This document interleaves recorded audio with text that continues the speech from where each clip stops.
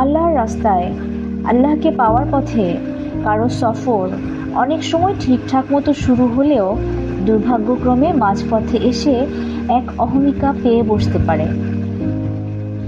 যেমন নিজেদেরকে অনেক দিনদার মনে হতে থাকে, অনেক সফল আর ত্রুটিহীন আর সজ্জন মনে হতে থাকে, আর অন্যকে হেয় বোধ হতে থাকে। মনে হতে পারে যে আসলে এই সফরের মাধ্যমে সে নিজের স্রষ্টাকেই কৃতার্থ করছে আর ভুলে যায় তার কত অসংখ্য ত্রুটি বিচ্যুতি আছে।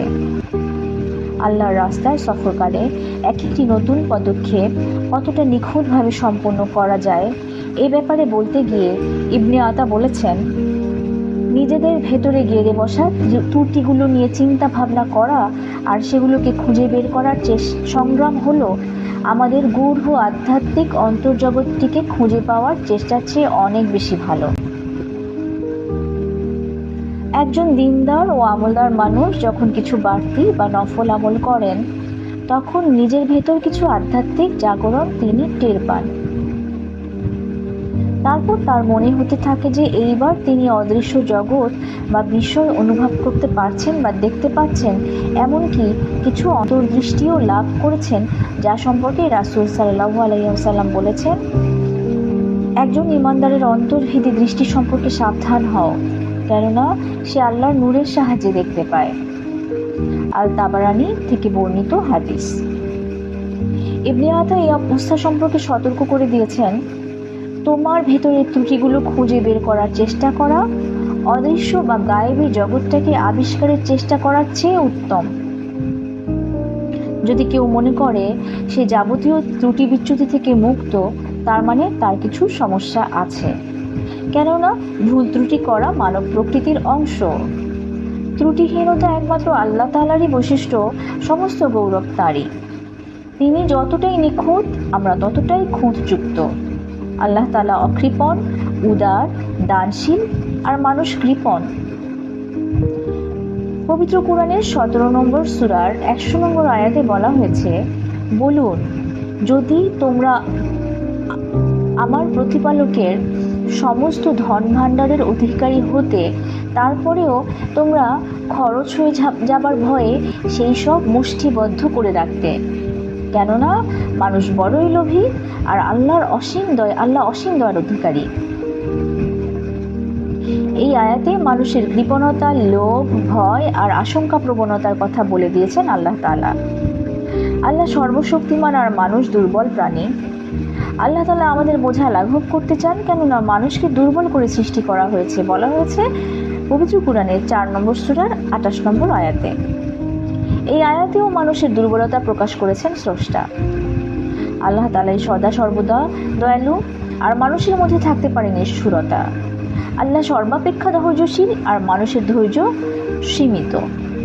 আল্লাহ অতীব ক্ষমাশীল, আর মানুষ সহজে ক্ষমাই করতে পারে না। আল্লাহ তাআলা বিচক্ষণ, আর মানুষ বিচার বিবেচনার ক্ষেত্রে তাড়াহুড়ো প্রবণ। আল্লাহ সবকিছু জানেন, অন্যদিকে মানুষের জ্ঞান সীমাবদ্ধ।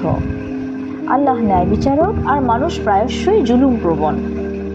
এইসব খুঁত ছাড়াও আল্লাহর পথে সফরকালে আমাদের উচিত যার যার বিশেষ ত্রুটিগুলো খুঁজে বের করার জন্য চেষ্টা সাধনা করা। এই কাজ নিজের ভেতর লুকানো আধ্যাত্মিক জগৎটাকে আবিষ্কারের চেয়ে অনেক ভালো। নিজেকে পরিশুদ্ধ করার আগে কেউই আধ্যাত্মিক জগৎ সম্পর্কে অন্তর্দৃষ্টি লাভ করতে পারে না। জেনে রাখুন, একজন মানুষ কখনোই নিজেকে পুরোপুরি বিশুদ্ধ করতে পারে না, কিন্তু যত বেশি সম্ভব ততটাই পরিশুদ্ধতা অর্জনের চেষ্টা করা তার উচিত। নিজের ভেতরের অন্তর্নিহিত সত্তাকে মেরামত করার চেষ্টা তাকে বিনম্রতার গুণাবলী অর্জনে সাহায্য করে।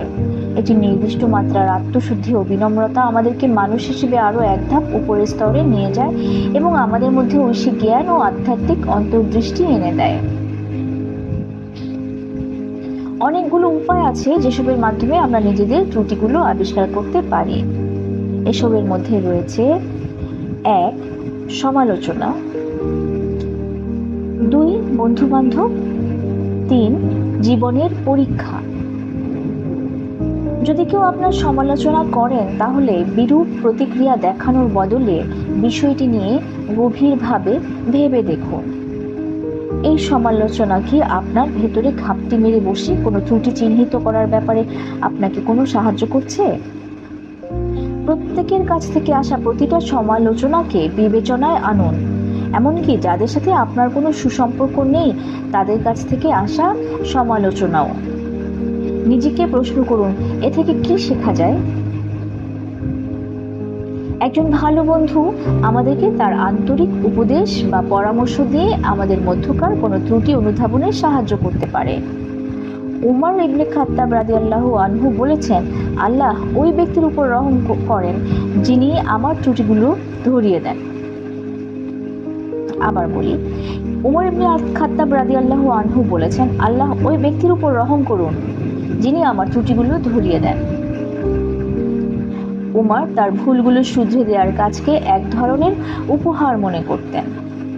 একজন আন্তরিক বন্ধু সরাসরি আপনার কাছে উপস্থিত হয়ে খুব সুন্দরভাবে আপনার ভুলগুলো সম্পর্কে আপনার কাছে উপস্থাপন করেন। তার মধ্যে আপনাকে হেয় করা বা আক্রমণ করা বা আপনার ক্ষতি করার বিষয়টি থাকে না। সতর্কতার সাথে তার কথা শুনুন এবং নিজের দিকে দৃষ্টিপাত করুন সেই ত্রুটিগুলো খুঁজে বের করার জন্য এবং সেগুলো শুধরানো বা অন্তত কমিয়ে ফেলার ব্যাপারে সচেষ্ট হন। জীবনের পরীক্ষা ও কষ্টগুলো আপনার ত্রুটি ও সীমাবদ্ধতাগুলো আপনার সামনে উন্মোচন করে দেবে। আপনি নিজের মনেই বুঝে নেবেন যে ওই পরীক্ষাগুলো আপনার ভেতরে কোন কোন ত্রুটির কারণে অবতীর্ণ হয়েছে, অথবা কোন কোন ত্রুটি থেকে মুক্ত হতে পারলে আপনি এইসব পরীক্ষা উতরে যেতে পারবেন সফলতার সাথে। আল্লাহ রাব্বুল আলামিন পবিত্র কুরআনের 9 নম্বর সূরার 126 নম্বর আয়াতে বলেছেন, তবে কি তারা নিজেদের পরীক্ষাগুলোর ব্যাপারে সচেতন নয় এবং তারপরে তাওবা করে না বা নিজেদের ভুল ত্রুটি স্মরণ করে না? এই আয়াতে মুনাফিকদের কথা বলা হয়েছে। আল্লাহ তাদেরকে পরীক্ষায় ফেলে দেন, কিন্তু তারা তাওবা করে না এবং আল্লাহ সম্পর্কে চিন্তা ভাবনা করে না। যদি আপনি কোনো কষ্ট বা পরীক্ষার মধ্যে থাকেন তাহলে নিজের ভুল ত্রুটি আবিষ্কারের এক সুযোগ আপনি পেলেন। আমরা আল্লাহর কাছে প্রার্থনা করি যাতে তিনি আমাদের ভুলগুলো খুঁজে বের করে সেগুলো থেকে বের হয়ে আসতে সাহায্য করেন। আমরা আল্লাহর কাছে প্রার্থনা করি যাতে তিনি আমাদের জন্য ক্ষমা মঞ্জুর করেন। তিনি তো সবচেয়ে উদার ও মহান।